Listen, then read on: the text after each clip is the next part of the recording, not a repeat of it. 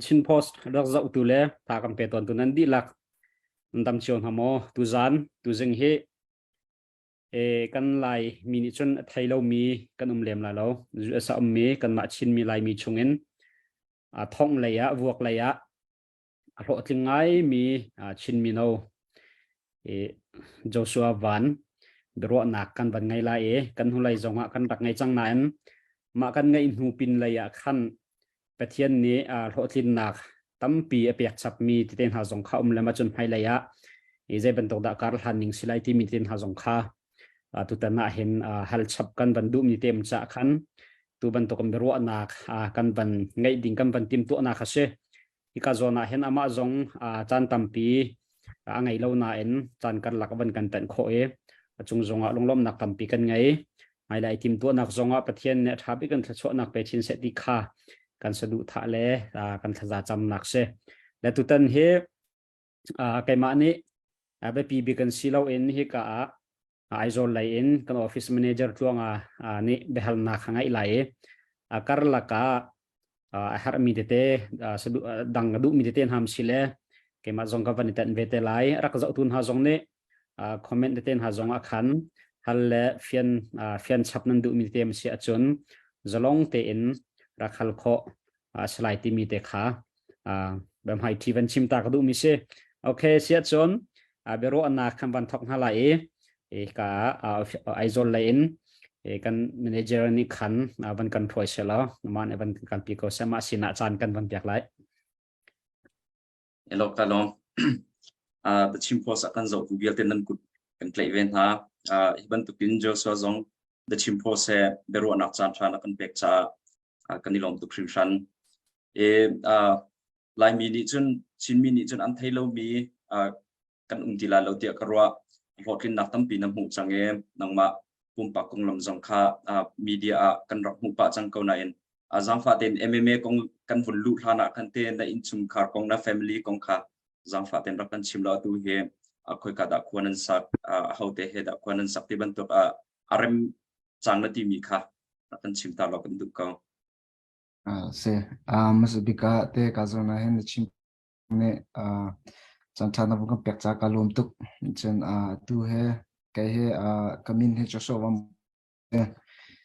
tu he US Rama Houston Texas a khon sak le se kan chongza ten Houston Texas a khon sak le se lo kan ilom tuk le kan beru anak tak tak kan lu thana hi ka len akan zo ku BP sina bet tlompal te atu hi live beru anak asiban tu pin comment zonga kan beru anak paper khan behal nak zong ka tu ko sinan ma zong ne kan behal nak rak to ulo dan behal nak te kha at tha kan rak tia khan chun hi ka lein kan rak zau lai kan in hal piak ten hala te zong kha kan bun chim chi du elo kha si se lo tu chu MMA kong kha ban chim chal ko si lo te kan beru anak asal nak halo MMA he zai tik inda narak I thok le zai ban tuk lung inda na thok nangak chet lio te in mo MMA he na huam puna si mo na kum avun upat de hu inda ro lo pi in na vun I thok ti mi zong kha the kan du ngai se MMA he zagatila kumhlai sri kumhlai record si te MMA zai si kathai lo zagatila US kan rak phaka chun mi kani lai mi la asian pucho ramdang mi ne khan si te khan mi dang tate hakan kan nivel kan ni zelo tong kan tila cho maka kai ke zagatila mi ha ka vel zong kan vel so silong kan YouTube akan zatin na vel ti mi ke street fight he ti ban to ke karak zau ton maka ka vel akan tu ni chama ting ka vel na e matin ka vel na zai dalo la he ti ban to ke nop na ban to kam han ko cho vel ke maka ka hoi la te ne ve khat cho jam he zagatila na thiam pa ko tung ne MMA lai na na zau lo te kha mung te machun vai khat kha dimoi la ya kan te na krak leo kan te kavel na krak ti na kan bia kruak ti la cho jame lam alenga navel lamang mi he kapatuk ti manaro hopone in leng kadang pau cha nivel kho ko che pasal te tak na si chen ja naram cha na thong ko lo te kan arakate makan 2018 hen dimoi la khok rak sana te kan ma zana ka chim khana Houston na kanu le te sina ka kia than lai chim ma ka kal lai te khan ma te khan je te lai chim kal kar thok na se asita MMA te ta thok he cho 2020 December ne lai ni khan se asita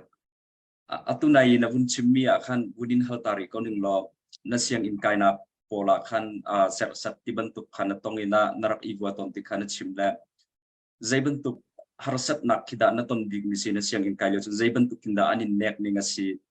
timi te kha thei ka dungai se je te la US kan phak ka chang rang ho jong kan lak thiam lo ti la chang chen kan ni Houston he lai mi kan tlom ngai je te la tu Indiana he ti bentuk Dallas te na bentuk kan salo lai Malaysia mi jong kan tlom ngai ti kan je te la Asian mi po charam dang mi kan kam fa kam pum kha fat ti kan te ai kan ni so ma chen taluk te bentuk kan Chinese ti kan mi kan au ti la chang maka kai adang lai mi cha maka an lunga si ko kai kha cha ti kha kadu velo ti ka kali ton ha maka kha se asita asilema chu siang in na kai chunga chun na voice that from kida nai buak na hi thei ka to ka atam to ni fitin khan khe ga ve ko asita siang thung si la to siang lenga te mo asita maka kha le vanet tani rika lo vaya ke besong dot phun besong khavan lau pa ko selamo sen hak chet le kong khana van chimi vaya na hak chet le him hrimin tai nek adu lo mi na sinakha an long puda khan alangai le ma khan lai mi chakan kan ti ban to kan asian kampum ma fa kampum ro fatte ka khan te an kan ni son ma ti nai buka khan na hak chil nai buka da khan ke na sung bal won hak chete na rak buka so nak leo kha ane tai pa ve ton ma atu tiang kam hatha na US ka ve na chen atu tiang pakhat ka ni vel cha kan tai ri lo je tlo an ngan zong an fat zong ke thatak ka vun pe la ma lang ma van pe chang ka hello velo kha atu na vun chim la te khan Houston le ya nai thian te atu kan in thei na chu Fury fighting championship hisima promotion in rak I thok ti kha kan hu ning sila amateur te khan nai thok ti khan kan rak mu media le kan rak mu ning ka sila ema he Fury he hin zaitin da pe tlei nap nan ngei ning asi te khan gym na tua le an ma khan na lu chol mo sima promotion dang ha khan pe tlei nap ha na ngei mo an ma he zaitin da pe tlei nap nan rak tu ma sa ning asi ti te kha se je ke tilai chim mal han hin chim dang pakhat tak rak train je ke tilai Fury khan rak chon lo ma kon ha te khan je ke tilai kan ni kan chim ka rak chin na ka fitness lai so long ka rak si tilai cha te kha an chon ni na khan rak respect na lo ma nu khan ke smoker fight te ken thai ko la tu lukhu te na vuni khu ma chen kushol angan down I thong ti mi po kha mapo kickboxing ke smoker te ke karak tua voi ni ma karak thong man khan tu chim tharakan ka vakal ma khan thanni thlathum ka train ma se ma khan coach pala Fury promoter pa kha kommin se ma te khan ke ma jong kha akadot ve tia kha amma se na khan ka chambe nak se asita le Fury he bunin hal ta lo ko ning lo valley chunga MMA promotion gan chu kan rak thaining a chu UFC ti pol one championship Bellator PFL ti pol khan hisiko la Fury he azeven tuk organization da asi tu nani chot na kan zo te ka khin UFC fight fast even tuk na ke ideal kan hula UFC he kin pe le na an ngei mo zeven tuk promotion da asi ite kha thai kan du ngai se pe tlai nangan pin ngai zia te chen atu UFC Mick Manor khanan thaila te maka UFC ya arian rak kai lang kha LFA rak tu mi se LFA din khan Fury te ken an thok mi se tila cha LFA din khan Fury kan thok atu he cha kumni chonga thang ngai ngai atu cha ram som riat te se na ram kapal lawa chen ma chong ken atho mi pol ke an rak ra ka tilai cha ma US mi lo thut lo mo atiga angan nga Fury he tu lolo se cho angan nga asita le fi vun hal du min ngai mo ka le kan si o kha se Fury ko nga khan te tu zu aslong a hen na thong nak deu kha se ka ramdang mi de khoma zu ta ma ban thong man ma Fury thong nak khrim hi zuat long a silon ka dang ramdang na te an tu ve moti mi te kha van fiang de on thai ngai Fury he ma UFC tukun jangan min silo te kente kadang ramdanga to ok cha thalo ma te chen kadang ramdang tu khan cha na an cha na e van long khan an shau pyo na e kam ma tu ko yusan ra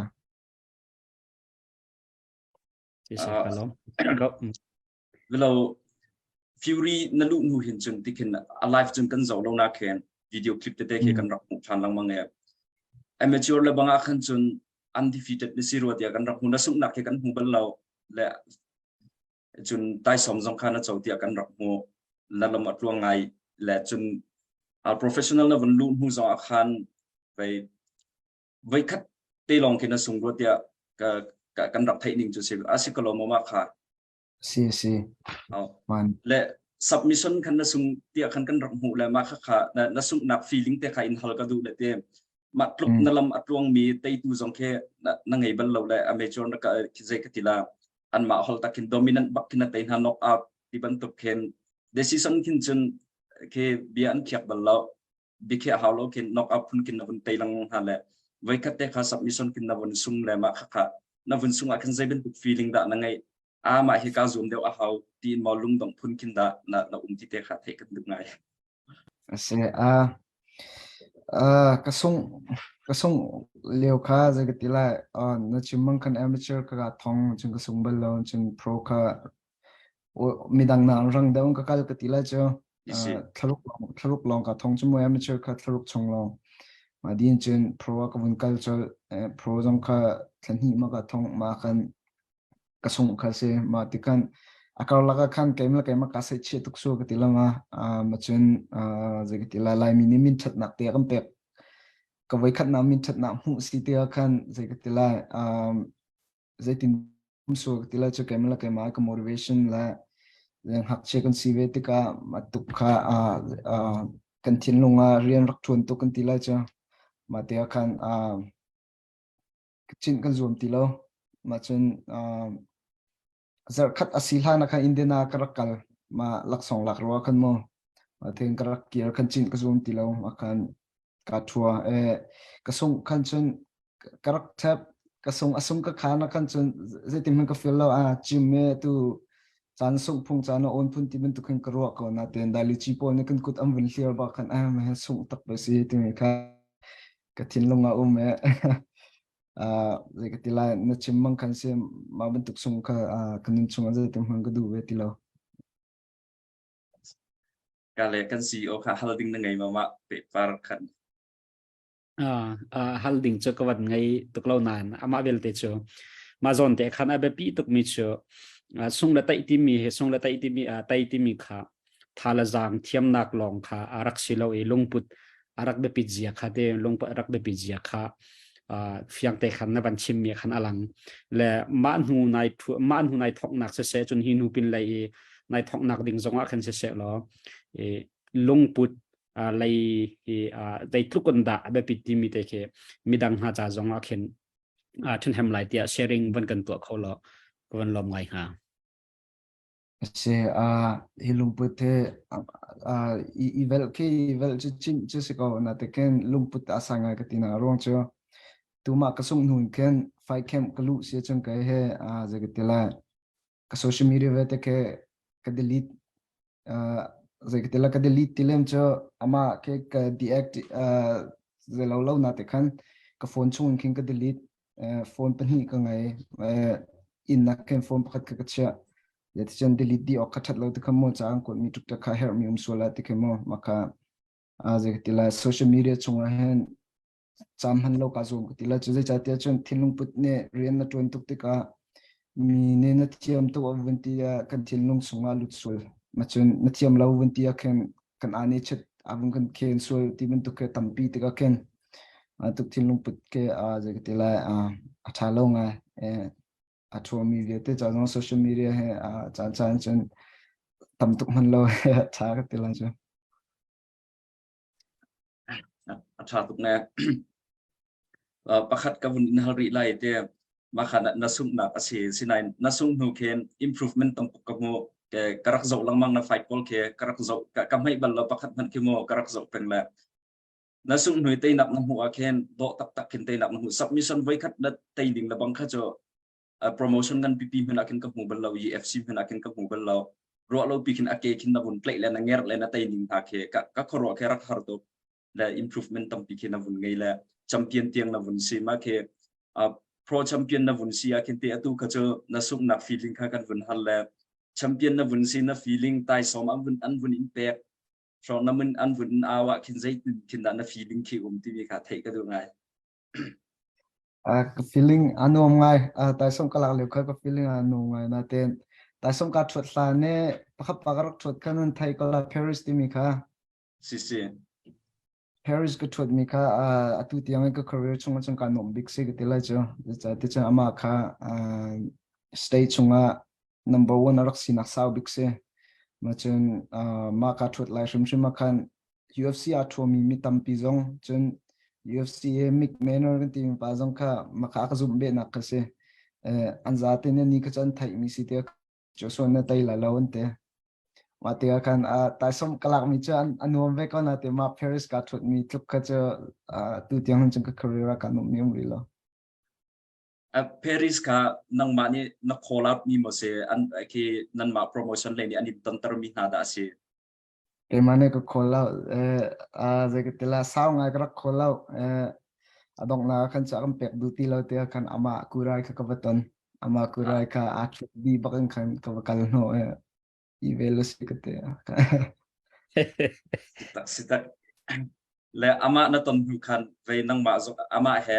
nani thut ina vun te hu khan ama promotion a khan ze ka tila title fight zong kha anin pe mo asi ze tin da ma kong ka kha nasi ma nu zong khan thairo kha ze ke tela pek lon vai khat bidang pakha pa ha thut ding ar kam pek na te kan pakha pa kha pong zong kan ni thlai di chang ze zong kan ni thlai di chang na te kan thut ni khan rang ara duty lo hotel la thut na hunara duty lo kan tila cha ka thut lo kan tila kan le tila promoter pa kham bia kan ni ro ze tin na sila ti mi kamo ma kan ai chu nang mano se velo mi cha nang mapal se la ma ni du lo mi cha ta som kan pek lo ko la ti mi be chai na ka na kan kan pek na ka se sita atu fury a hin chun atu nan ma promotion fury narak icha na ka khan chun antei tu ding khe an tila lo ti nak se le number 1 arak si zungzal mi kha chei lak na thut le na kha round ze na ka da na tei kha knockout in na tei ti khan karak mula round bel te kha karak i ma tha ti lo se rong ni nak se di ko rong ni chung kai ba lo sitak achat le ve pakhat kan vunin halla le te na ya khan social media khan one or UFC ti khana vun tar le comment kha athong leng bak khai chol ke jong comment ka vun tu chol le sawa raw lao long pala ke news na vun sarthan my next fight will be UFC na vun ti chol le makha kha vunin hal ka du mi chu UFC a hin contract na sign tak chang mo timite kha vunin hal ka du le makha kha vun ka let phot lo zaitin da city ka kan vun hal than te la se yo si chen ze tela tu le cha opponent kan ko le se opponent atu ta ten chung ko se tum hazard kya thong ning ka se na te khan ze tela opponent ka tlam sim chan lo te khan ze tela adang bia kan ni ro mi me ma tu ka chen hu de wa thong than ko ka rak zom chan tela sita Thatok le no contract chung kate chim di ok cho thana lo la UFC akan fight zai zat ngei ding in da min na thut people kha chim ok athama contract sai contract cha ma ka chu sri lo cha opponent ka call ma dim kan contract ka tharan kuat dibentuk kasih tangai atu mega dipencun sirlo sitak ya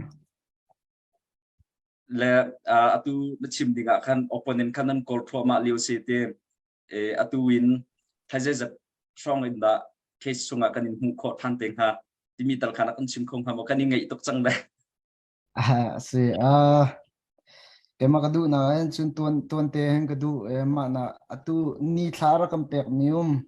ni thla ka hla de te kan zaitila zaiti atu zar khat adu na kan au zonga zar ni adu na au zonga mani thla ka cha hla tuk tika kan tuan de kadu ko timi ka katina te kan atu ka zaitila tun chimman tuk chan fiang ho ha lo kan zaiti da kan au la timi ka chim kho salo ka tila cha ni thla am pek mi ka cha hla de utila matiga atu he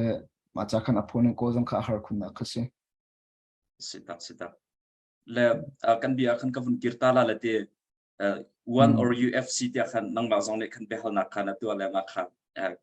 kalunga kin kai zong na vun tar ahlana kin chu UFC na lu ding ke kan du pi tok nine one or UFC ti na vun tar ve te ka kin nang ma zong ke na lunga one mo UFC atha de hati mi ke be hal na arak chola te ka roi ma kha arong te kha bun kan chim ta do nang ma akin be hal na ba mo ze ronga da UFC he atu chu UFC akhan ka lu la na bun ti chang la zai cha da UFC hi na team one na khan timi te kha one UFC ka team na rong he cho ze te la ko mila garam mi he mi phun za kip ne thai tar ka du na se chun UFC he platform ve te la ngan big se matiga ze te la one changan ve ka wa atu one ke se UFC ke se chun one ke pani na khan ke se ko chumo ate atha tuk ve mi langan tuk ve mi ka se ko na te platform ka bun to khan chun UFC tuk ngan mi lo ti la chaวันนี้ตันนิงเหรอว่าลายมีเห็นเต้บรรทุกไอทองมิเต้เหน้ำวันปะเล่นจังไหนนางบะตุกันโรจินนักหมูริเลวนานที่บรรทุกไลหัวมีลงดุดมีจงเฮกันชินมีมันเอาหันปะนะและมาขจับวงเกาเสร็จตัวมินไงเดียวจังมีกันติกลาตีเทียลจงทางให้ที่บรรทุกเต้นให้คินให้บรรทุกไลเห็นเบียร์รัวนักแล้วจนมาองละจงชนนักกรมีเท่าสิติกาคันนั่นชนเบียปะเช่านำให้บรรทุกเลยเห็นรัวน่ะเปียกนาให้ที่บรรทุกใจดังกองเต้นหาท่าจังเปียกนาให้ที่บรรทุกมาละมาที่ชนนักเบียรัวดักในปะเข้าต้นมาatu tiang achang ngai lawa ze tela amma jong ko la de on city aken ithal to ke chon jong ke kangam pa ven ha lo tila cha kan si vaya asini nga chun an ma khe nan ule de on city ka khan mo nam ma than deu ke ban to la ya min arak lang mas ha deu min city ka khem amma ni khin pan in chon ha se lo ban to te khen bero na te he ti ro na i chau nak ten ha jong khe kho se la tha deu khamoti kha ka he ro bia amma chun ban hal chap ka du mi cho atu tiangal hotlin na khe tam pi nam hu change ma hotlin nak na hu mi heมีพุนนินสมอสิโลแปลงต่างกันมอสิโลใจกันติละขี้จงลบหนักจงลบเปียกหนักให้ที่บรรทุกเตลักซองให้ที่บรรทุกเตขี้นัดดงเอลมอที่มีเตค่ะก็ลุงเอาไงse laksong he cha khomi te khomi ten te nin chun akam pek mi chum pa chalung zong aka pe mi zong laksong cha na ti jan aka pe mi chan pa ko sẽ cả lắm vấn đề ri cơ lo ka vun peri la ka lo ve jo social media he ka check lang mang la ke ka follow ti ka kin mo avon lut peng la ni zan nai shong akhan han thlak na tar mi pakhat ka mu la UFC champion nan ma weight class mo flyweight champion Brandon Moreno hekin nan han thlak ka mu la tam ngai na vun tar la Brandon Moreno hekin training nan tu mo ti mi te kha ama hekin zai ban tu relation da nan ngai se kam lak to ko chung kam manager zong akhat ama ha khan Houston nan rakrai vai khat kan mola kan ton khase trong Kansas kan rak chin ti giờ giờ hi giờ thông trong mà kan rak chin ti chỉ sẽ asitak ma kha valai chung UFC chu kan chim ban to khan valai chung MMA level san big nak asitia kin ke ma zong ni kin kapu le ma i level sang big mi champion pakhat he chung training nan bun to tri tika kin te ma Moreno kha zeiban tu kinda nang mani na hu ning asi timi te khe thei ka du ngai je kan ni pol ni kin chung TV long e kan hu nak ke sila nang chu atak bak khan ama he kan training nan tu tika tam tu kin thei la te kin karua le ma kha na hu ning te kha kan chim ro kan du ka giờ tin nó mua những technique hay thì Paul mà si a technique as skills pol ke si se lomo nang ma he khan je nang ma skills a kin boni ta chun do brandon ki zeban tu level ki da asitin kha se mà liều kan chân cái dòng giờ cái là cái professional cái thọc cá se về mà striking kan chân kan ni za ko tela cha ma la cái mà chân ni cái thua ta kin ground game amhang tuk lo na ten kro na le ground game rak thiam ground game cái cho rak mai bak mà cái se sitak ve nang ma na skill sa kin mo tu na khan na bu chim la ve na thu na ka zo mi aken all round ngai na sikau ti akarwa le na te nang ma ni kin na the de ula le azai zone te akin da naniam dik ti na hu ye azai zone te kina striking ke jo na thiam ti akin chun kanin mu na khan nang ma na hu ding zong asi lo comment azai zone kida na thiam dik nak asitia na ro ning se na ro nak ase cái thiam na big te ti na thiam nak dik le na thiam lo nak dik te kha si kan chan thai chân kan chan to la cha sự cầu cái này chết cho mình pin này thay đi cái sự cầu ground game cái gì mà cái máy cái team big mi cho boxing se boxing cái mà giống at tiền cả đằng chỉ mắc cái chấp tiêu khen atu lo se karwa na chun MMA te striking ke la three hay even tuk tel lo boxing lo kan tia chun cái mà boxing acha big cho cái sự cầu là te karwa MMA chung chun asita ma chu boxing tu kha chu MMA long kha kan chim de te hi thana hen vai boxing te khe boxing match khatal hin narak ngai bel mo khoi ka dika khin zia te chun nang ma na thiam dik na sitika khen boxing long khe tong ven du thoda te khin karu le ma khe vai khatal boxing match na ngai chang mo boxing match kadu ngai ke man chen chen boxing coach pa jong ne du ngai na te khan je tela manager te ha punang MMA lai kan bun si da te khen atu oka har ngai je te chen sung la ona khan MMA ha khan racket akhat ni si chang ti la cho amateur akan ka vakir ko than ti lo te khan ma te khan je tela alak lo ngai kar la ka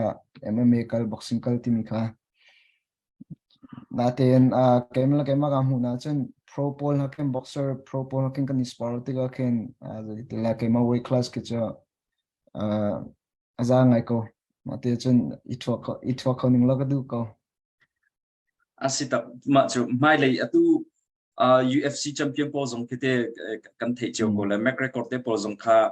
an du big mi cho me tangkat sarna ka boxing match valu ki sila midang pol zong ki se Tyron Woodley te pol zong kha an return to boxing ke ani thong la tangka tam de ti ki se nang te mai le ya ta chun na ka UFC ya van lut lo na du mi ki tlam klin lo boxing nai valu ha ki te na du na ma atu lo so tyang chen MMA kon long kro korea tu tila cha ya ta chan ni te na ma tin to ko mi ko che je tela min thangan sem chen an career chung an to mi rak tam pi chang chen je tila achievement an nga mi ke rak tam pi chang te ken te ma tu ke chen to an to ko phungsi ko te na te kai ma atu even to kan chen je ma achieve MMA world chung je men je te achieve ko mi tila cha tega MMA hen ko focus seri ko tu lo se chen lo si se ka le kan CEO ne be hal du mi zong kha ngai theu la ma hlana kan pakhat te kan hal du mi chu te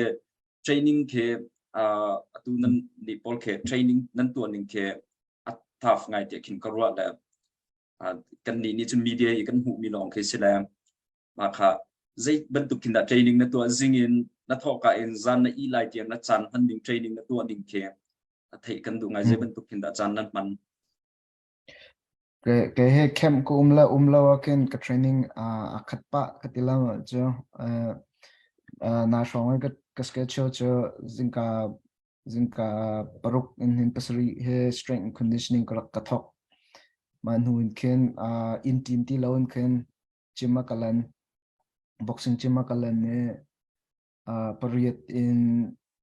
sai khat la cheu tiang ke boxing ka to mai khan kati ne rokai khana si pakhat la cheu ka din makhen meng thum meng li katli meng thum katlik lo sim meng li katli makhan kati cha ne kanap katila ma kan ka it nazi na minute cheu chung song ke recovery na kin ka it ki ding company la cheu pangai khan MMA ka thok chan priet tiang mati khan nifting ka schedule se asita ma chu ni fatin training long te to cho a har tu planning cha he kaleng kan si oni be hal du mi na ngai ya chen ka bun som ve ta la hal ding chu kawan nai to lo nam pakhat te kulung am ngai mi cho minung he jegan tela thatna kan ton tik la chu kan ton tik zonga khen i lom pi tu khe an tam pi ban tu kan lom pi kholo tu te lom pi kholo tu a chet nak lai kap tha jang chet nak lai kap de un arak ro piak tu jong the kho ve se ko an ton dang jong nan ton chiu mi se la tu tiang na man ro tlin na ka hen pathian an do te lom pi nak bia comment chapot heti ban tu le jong khatam pi kham hu kho se lama la ya hen a chet nak lain e tha jang chet nak lain zegan tela bia do chalo heti ban tu te na mo sila social nak lai heti ben ha khi na tong ve ton mo kan ni kan the nak that nak de nak lai long te kha kan thai mi si cha khan mo kan thai lo mi pin lai kha that lo nak lain an dak mu piak tu khi an ve na tong ve ton ti te kha kalung ngai se ka tong ko asan le cho grok thok ka song che le kamang ka tela chon to chara ko to mi gali na kamang ko ya tu in chen kanu zong ka sik to ne tu in chen mam tuk cho minum ti mi cho ton lo phum lo ka tela cho tam pi kan tong ko te khan alak dan la ze lo dan tu kha tam kan chem do chang ti la ma si minung chute baya kan ma chiu jong ke cha kan phot man a khen cha hu halo te kan phot man a khen comment athami won no sing kan lom tuk chemu le comment athami azan ha thong ha mi la ka khen comment athalo mi pakhat ti ni khen fo kan thina kan hat tar kho chu kan tha kan chetar kho le ma ban tuk ke bethalo le ru anak thalo ke rian arak tuan kho ni a power ke arak ngan arak thong to ke ma ban tuk na ton cha na khen nang mala nang ma khaje tin da ke motivation nai to inspire in tin te ke thai ka ban du ngai mi dang cha zonga thajang alak nak aban chang tham se lo cái mà vẫn tục cho cột cái to nó trên kanom ngay se cái giờ thì trên photo pakhat na ngay se trên thiếu chan to thì nó se thì trên giờ là giờ thì trên akan photo kan ni fitin akan zau peng tu kan se thiam thì kan mà cái thazang tam pia ka pe tu se si kalom top kha kam pe than ko nữa elo vậy tu này kan hal mi bentuk kan training na to aning na kha kan bun thai la full time back in MMA kin training na to la batika kin na chung khar le support pek na ke abi pi tu plate kin karwa le ma ke na chung khar na kin zai tu in da tha anin pe timite ke thai kan du ngai cái chung car he zakat thazang am pek bak tu ka training schedule kan chim na tu kan ze tela use from marine ton lo timi he cha har bak tu tianga hen ze tela rin ton ha lo mo kanu jong ne na tin mi cha na phan de chang ko we rin ton ha lo ti hin ko tin abung kan ti ma ke tin chima kan chen zenga ngai khalo lo na tin rin ton ha lo che ti mi ke har bak tila cho kanu la te jong extra ante an ton ha ti un tuk se ko u la te jong kana la te jong mo mà thì cái full time za khát thế akan tua tar khổ mi he shim tha jang la ka tha big sig thế sự sẽ cái family kong am van hal cha khan family kong te kan te tlompal te a van hal sap ka du mi cho e nang ma he nam he te rim khan he ban to thong le a huam min se na unaw danga hen te khen nang ma ban to he ban tok lai huam min ve el ma à cái he nào chứ nu lòng thế ngày na phải lấy cái ngày mình sẽ cái mà lòng tăng sự a ve mà jang tay mà che tay mi tâm phiền làm tự chơi gì mà he nu nu ngạc xin chăng mi mà tiền ăn tí ton chơi nu jang che phai lai huam min tam pi ve ko le thì na cái fer le nào tha he sa wrestling an ko ve khang wa ti cái nào he wrestling to okay okay isima bang ha che kan thai bal mi ka selo mo le van kan chim da se sa ang lom tok ne kha ka lom về MMA lâu hi sport đằng na huam mi ta chun boxing ball ka chun na huam ko le MMA akan he chia ko si mo le MMA si lo mi ta chun na bolung chui he ti ball mo adang ball kite sport ta hin len te chala hen na huam phun ke adang ka el ma US karak phaka hen bolung chui he karak tim mi bakse chen Houston song zelo song min chen Joshua chen bolung chui lai hen akan rakan tikau tila chen kha na te khan roll pin te MMA lai chen ka trenches na te bolung chui he ka zom bak mi se nang ma nam hu ninga bolung chui hi ve na hlo ka hlo tin pi kho la dia na rot mo zaitin da atu MMA cho hitlukin hlo tin nak na mu changem bolung chui a hin tar kal lo hlo tin nak na mu kho la dia na rot mo bolung chui he ka hlo rak tlingai ko la zai tila ama team pol ha atu nim tuk mi so kan rak chui ton ha ton zonga ken kan hoi lo long kan rak chui ton ha zong ken zai tila bolung kun na ken team in a chui mi pol ha ken num chimo tangka pe ke team in chui mi ha ke ma ke nan sinak ni chal kho ve ma tin ha kan hal so na kan ni chal la ken an sia te na ken an coach te na ken namin hause kan team hin join du ma tin tuk pe akan hal pa long mang na te kan kai kha mi ha vel long mang chu ka se ti kan ni thial long mang ti la cho mà thì akan kape zul kholo thì akan kum kham ve khat ithia khasi te kape zul kho ti lo ma kha kongol be lo na khasi sitak ap khatle ya chun MMA na lu chu atha tu kati ko nine apam ngai kati bolung chui ke vai se professional career akin mo career chiu akin bolung chui ke athat nak tam pi vela dia ka ro e nang ma hin te MMA na team deu kan vasiko la tu chu MMA na team deu mi ke zai katila bolung chui hi rak e team deu ning lo ti ban tu ke to chan ke na ngai ve mo zai mo chan te akin ka ngai atu tu tiang chu ka ngai ti lo MMA zakhat ba ke tu mi se chang ko tu chin lo si se atu chu be hal nak dang deu kin kan la le te ve MMA kong chu kan he chim lang mang ko le MMA fighter vialte laka khen a ho khida na uar big mi se na idol ase MMA viete la ko vi cha Conor McGregor ka se ka ama ro kan MMA ka thai mi se na uar nak arwang ke na kan chim ko ama askin strong ama simo ama at chong chang people wrong akinda singha se ti ok chung ka thela ani ka cha ama zo ba khan ti khen mi ke ti ba khen asui song ko na te khen mo ze ke tela kam hu na asul lam jong cha thut na rong khan se ko a han li amin rak than ka rong ka cha mi ta in ha dan jong khan rak hu ko la ma te khen or lo ok rak tha lo si cái dòng có uar big mi ke se ton da ve atu amin than nak ronga ken mo a chol chang thrim da ve UFC zong ne ken am dot khun ruat kati kau ke ma zong ne ken le atu Conor McGregor kong na vun chim da Michael Chandler he khan ve kum vui mo tu kum dong le song a khan I thua ding tan tu khan avun thang chang da a ho khida na zoom da Conor ne ating ha mo Conor he tu na shong he cha ka zum na tla pa na te ong se ti cha ka du ko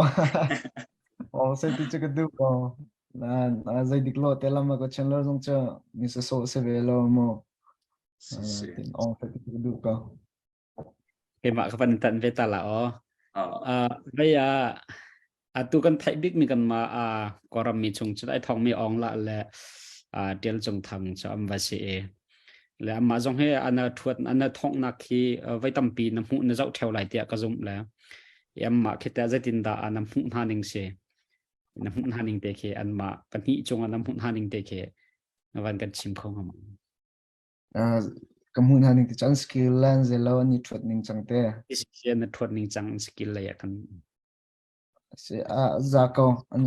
an thiam bak an thiam katila cha ma ze lo chun mo an za ko an thiam ko wa ma lam ka chim ko mi se okay sẽ kalam kavun peri la tunai kan bia ban tok khante MMA na ur big mi chu corner microcor ka asiti kan thei chang da asile atu lio hi behal nak atam ngai ziatia chon greatest of all time kan tila cho football zonga kani el Messi le Ronaldo kani el chun atu lio zonga khen MMA zonga hen MMA fans ball chu kani el pa lang bang acheu ni khabib kan te acheu ne John Jones kan te acheu ne Demetrius Johnson kan te nang hita how hita greatest of all time an chia ve greatest of all time John John si lo chang ala cho me fan chen John si ko siba asila vai John Jones ma lo check ro lo ai si ma ka lung kling ke chu ka lung kling John Jones zia chun ka kai ma ka lung kling na ka bun chim masala mo ka bun chim la la zia chun title win angai mi ke title atai mi vel te ke ka zau la amen mi silo vai ki za title van ngai coding thin chun phone bak a hau ka te le ma ni khin vai god asina khicha afian tar ko ti khin karwa le nang te zai ro nga da John Jones kin na chau than le azai thi da na du big nak ase ti mi kha ama skill sa kin mo skills John Jones cho skills atha bak la ma akin azai zon ki da atha dik te na hu ning se se John we amai na big ti mi cho ama achan leo zonga te tu leo zonga mi athot mi han zo ken ama achan leo athiam big bakka thun ha chamo isi so athot na ta ken wrestling athiam mi se cha amma anthiam nak bakan atai na cha striking athiam dewan ti chen striking and atai na chen wrestling ama na athiam dewan ti chen wrestling ba atai na ma te ken ma ke amai na big sen chen athairo defend athairo athota UFC athota tamdeu cha somko la poko somko la panga chung cha le tila championship long te si cha si ingam to ka mo mate chen championship je tila experience tam big ngai tila cha sibak comment em van hal mi te he ka na van na ro na van hal mi te mo thai jana asmen mo le yo si kai ma ni ka vun hal biam hala mo ma kha ka hal thiam la ka te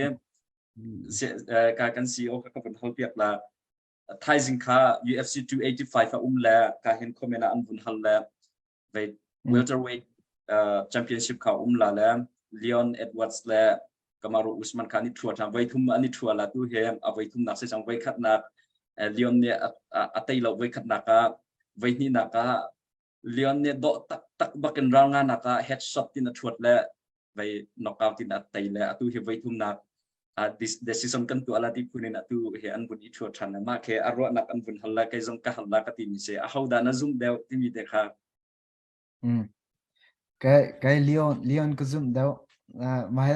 arong an chim la zai ronga ti chen giống tu Usman cho Colorado chin mi se chmo Colorado cho elevation ki kan tok se chen hoi na kan thachwa har deu kan ti lai cho matika ani cha aziak tak chang cho ma chen nai te ani thot na ka vain hin ani thot na ka elevation kan tok se chen an tha badi cho komo ma athomia na ten arong khat na kamun zaw khan chen Leon ne how man nen tem kho balon ateng chen atha bat hlan lo kha Leon ne thideng khan thut ko chumo rong khat na kha e atu cho Leon akhwala aram baka avakal no lai tia abati la ka zum lo ma tia chen ke ma karo ning se chen rong rong thum na sala jong rong li na tai te la Leon ne wow Leon ni chun knockout in mo tai than la chen ro za tin da tai la chen ro knockout in a tai la se chun submission in tai te la wow Usman a ground game thiam to ko ti ko na ten zom first round ka when hi na ni chote first round kom win zau tika Leon ne a chok ko de mang ko ka fak de win ti sala ma han chun di ko ha tika kai rong thum na sala chun rong li na Leon ne atai ko la hatu ma cha kan ro na kan chim ben kham ka le kan CEO hi te chim well cái mà lại hệ cái thấy lâu tục là cái tận là nằm mặc các bạn rồi là chắc học sinh là các bạn này thế là cái mà các bạn chim về làm về về xong ba khai hết câu sẽ là just ni kan chun Leon ni atai la tia khana ro la cái chỗ Usman ni atai la tia karwa de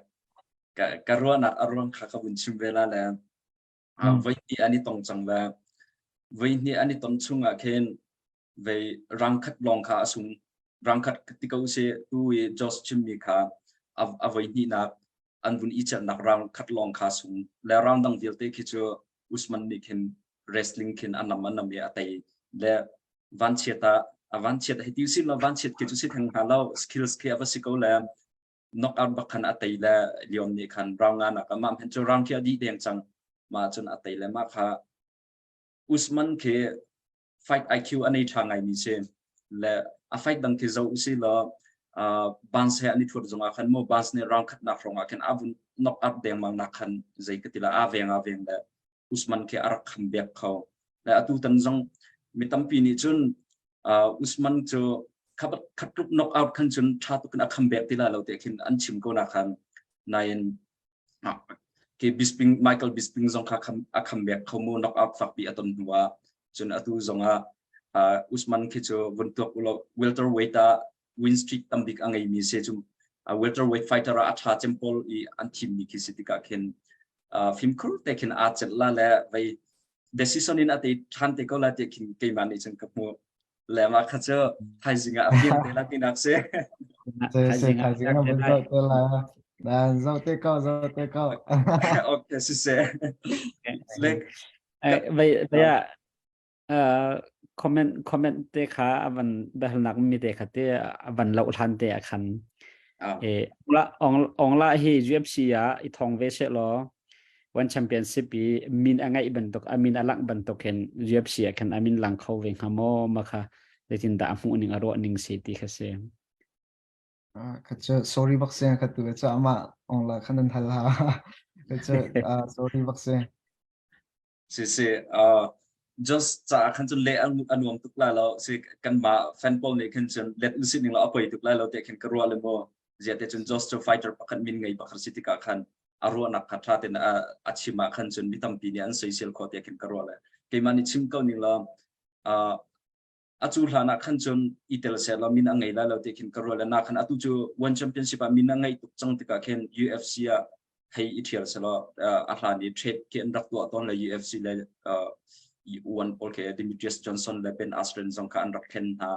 kaman tu kin trade ke hay tu an ha se lo ong la chu min ngei je in alu tin ke se le min chu angai tu ko la te khin karwa na khan tainak ahmula mahmula lo ti bel te ki chu ama opponent nol ki sila te khan ke mani karwa la ma kha jos ne ale ngam lo cha khile piak se ko se mo vậy kha just kha ka comment te kha van tal pa ko se lo one championship one like khan offer na elmo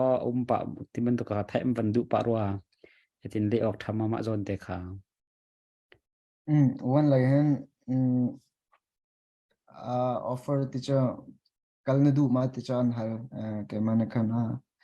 si coachun zalo he UFC le hen tu kum chung si coachun ka ha la ti khan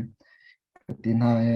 akar lak chunga khan kalunga o tumpa na khan chung wana ka kal kho ko chung je kallo ti jong khakrak umpa te khan je tela manager pan khan nalung sa ko UFC na tin mi si chung UFC ka kallo ko ti kanu la te jong khan kan tha ngom pek te khan tu chu kan chimang hana phone ko jong ka har pa chu mo chung UFC chu event ngan mi si te khan an rak sui che chang mi kha rak di thlathum thli cha an rak sui che chang mi kha rak di chang timin tu khasi te khen ma ka kala offer tim cher rak kha sitak athat ma zong chu kan bakhala katinan ka phit is one day UFC kong kan chin dewa khante wana chun kal lo vai min khi chun ngai bakla te ka dwa zia te call media pol ke anin thai tok chang da an page sa ken anin tar di chang da wana kin chun kal lo vai sponsor zong ke tampi na mu thela te kin kan ro eloma kong khacho I have like ka an CEO zong ne bunin hal translate te atu nai kan chim dia kan kun ki translate thai jing UFC kong ka về lightweight bản hi hi cả dòng anh comment dòng anh vẫn hal là lightweight bản hi Justin Gazelle Rafael Fiziev ka anh vẫn thua về là anh đi ke mai song chân dòng anh ngom tak tak min city cái rồi là Justin Gazelle dòng ke về asung dòng dòng độ thiam thiam atay dòng dòng anh ngom thiam thiam ke sila anh đi bản hi hin te hon đi hin da atay là te rồi the Russian tay ka la too technical tatuk kickboxing mo chun just in case ke athiam to cover kona te chan na chun je tila thut rum ro du tika khen chan na chun mai le kal chang khium tika tu physique ke cha apin la pin chmo chun technical muay thai technical tu tika anom ko la anom bakla decision in all te men la te kai makarwana sẽ mà khát cho cháu lan cái dòng physics này ở đây là tiệt khăn karua là cái karua na cả physics này knockout tin ở đây có là tiệt khăn cái hero physics cái Makol ma. chứ Justin cái gì cái na hay cháu tôi là tu na chim băng khăn an nọ top anh chua ta khen I open top tati là chumo mà tiệt khăn physics thế pol là cả khăn chun khắp anh tu cái I open à khăn chun về an knockout là tiệt khăn karua kau là cha khăn bé hal nak tâm tin là khăn lệ là tu kan chan zong chu sa kwa chang la te vanin hal ding ke atam pa ngai ri nain pakhat te vanin hal kadu mi chon no weight class a hin te tu UFC zong su se one zong a se fighter tra tam pin me nang ma weight class a khen a hau khida chel pin na du big mi se a hau he khin da I chel si lo te khin na du big mi se le arwang kha kan chim khong ha ma Ko weight class tuan da kan chun figurero kan thaila Brazilian patch kan ka mapa ka itwa ko city ka du tok na ten ze tela tu cha UFC manna ze la ka vai khat ka thut lana pongzala sun thunga kai chimo tu lo se hen chen ze ka tela hawa kam pek mi po thut ka du chang ko na te ma pa rak leo kan chuma pa kham rak itwa ko sala ze tlun na ano ke chat na te ke kar ko ta asita atu UFC akin opponent ke nan kol tika kin mo min ngai chia deu ke mo nan kol mo asilawa mi thar deu khida nan kol ve nan ma le ni mo nan kol an ma le ni mo an kol kha nang ma ni kin te je bentuk sadu thada nang min ngai chia deu te ki si se lo ti ki ma na du ning se je tin da se ke ma ka du na kan chum ming ngai che se ti ka du atu ka chim mang chen ze tela my next fight will be UFC te karak firstly zonga khante je ke tilai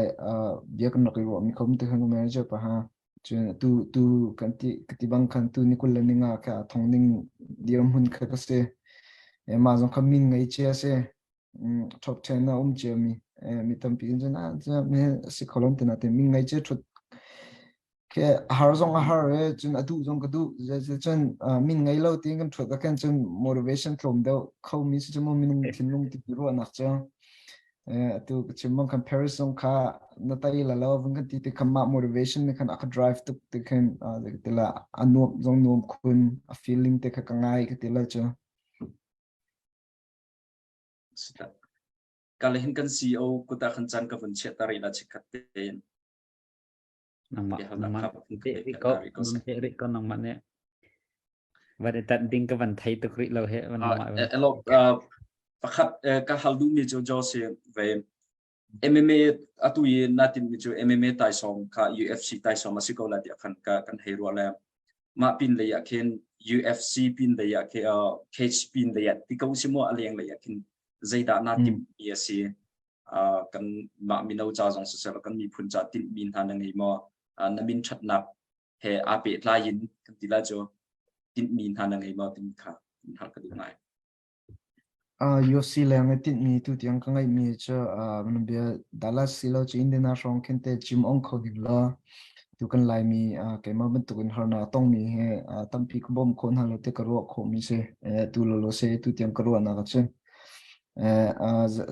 zai ka ti la te chen tu ke ma rang hat sil lo do lo zong ban tu kan ton ti kan nek kan tong chu mo siang ka ya siang te la nu la pa ne la chai zo mu ti rum lo ka se chu mo ni lai mi chen thai ko la nu lo pa ne chai zo mu ti rum lo ka se siang khan la kan ni nom lo tika zai da kan to la ti mi kan nu na zai kan to la ti mi kan thai lo mi tampi kan nu ti la cho chim kam vun tua khan chen ro chan nak thum pal te chun chim tua khan thin lung zong adam khun ma te khan tu lo se ka ti min cho kama lai mi cha hen Indiana lai mi tam big nak se chmo Indiana silo chun dala se hen chim ong khon ti ka su du tha se mà ngay tìm mi cho tam tiếng ham sẽ lo cần mi phun cần lại mi cha zonga chân ham san lại nak tam pi ngày là ti cần zoom e comment na khan tu kom chunga nai thua kholai ma ti kan hal le cái man highlight ko ning lo na kha ai thua ko lai pathian ne lam roi lai e tu rau han te ai thuat nak kan dak chol ko la ti mi te kha toi fian nak ten rak lo tu ni khan rakan thai thiam pia ko lo si ka vun pe than ko lai tu kha na vun chim mi kha a tha tu Indiana lein hai na on ko khan chu kan ma chin mi cha zonga khan san plai tu theu la te ro la le lente chal kan chima khen ami phun he a pe tlai mi tam pi ta chun nak football kan he chima chun mo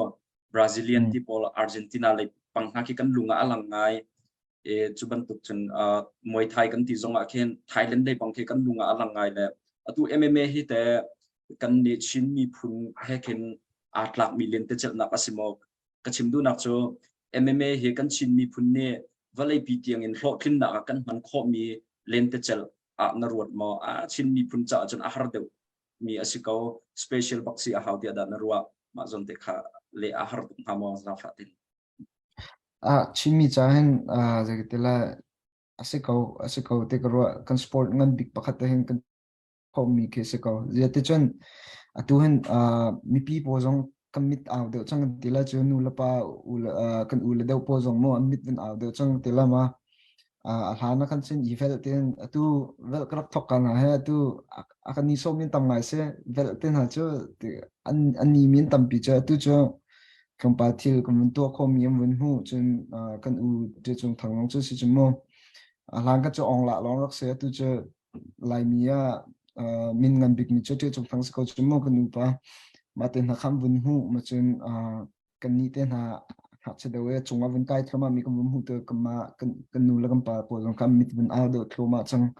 chân tháp bẹt giống kha rồi ASEAN thiểm đâu cũng tỷ lệ cho chân tu cần ni lại mình chung mi thòng mình cũng xí tiêu cần nào là tiêu giống thiên lung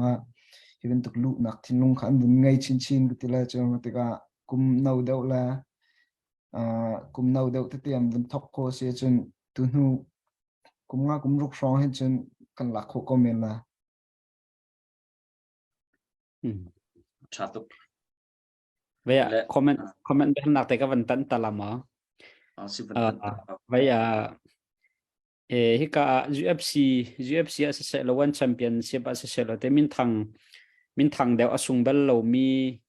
tam đều tay na mu mi bol he van thuat ka khan grabbing lại le ngat hai ti ban tuk lấy khi an han ton mi an tactic pakhat se ma ban tuk akhan nai viang kho pa mo zem tuk dir mun dan city mi te kha e am banin hal nak se van li ok thang ama se na ven khoma ven color teacher ka thut akhan nam hudi ko la ma leng ka chu mo kum lo te lai chu se ka thut mi chung khan lang di ko se pai ka pakhat te avan thane lai pai kan ti ko la te lai pai hi i buak na ka khin man ki man nak man i that nak zon te ki pa to ni ma lai pai i kan lai pai hi te atu tiang nai thut na ka khin nam han nak ke pa ton ma man ke je da lo ti bi te kha chimok thang ha mo ti am banin hal lai pai he cái cha han chun a ka to piak mi lo ti ko la cho je chun ke ma ku rai jong ka pai thiam mi si lo te khan mo je ti la pai thiam mi ke cha hi thona slo phun nang long se khom ke cha han chun lai pai cho kam hang bal lo tu tiam han chun ke ka long ban pe ri ko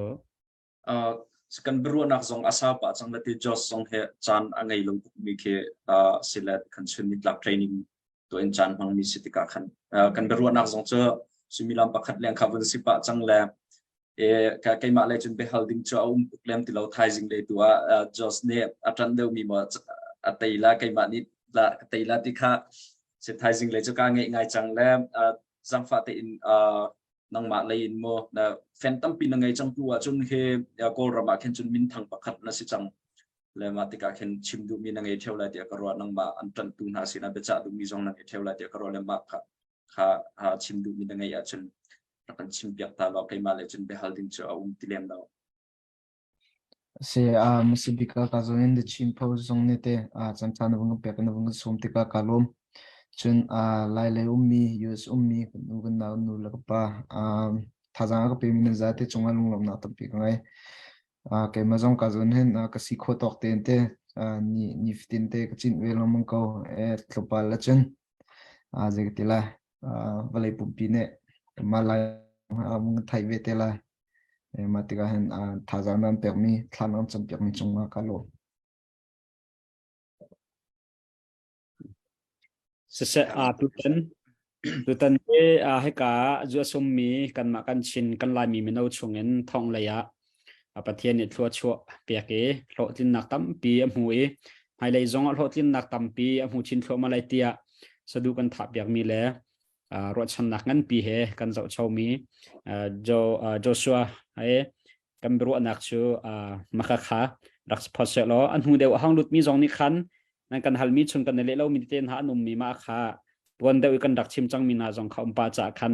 fyang phai don thai du mi ni khan kan behal na kha kan bro na kha ram thak deu ta khan dak zau than teu lo hi kha van chim kan du mi se chun ama kong kaw he petla in thong pang thar ta tem sia khan chun ama zong ni se kan ma media le zong se than kho company zom peng lai ti mi te kha wat chim kan du mi se ka zo so chung zonga kan lom boi pan lom throi chin se lo akan zau tu kan ngai tu nan di lak chung zonga long lom nak tam pi kan nei kan bro nak choma vel kan sri lai nan za nan di lak bye bye now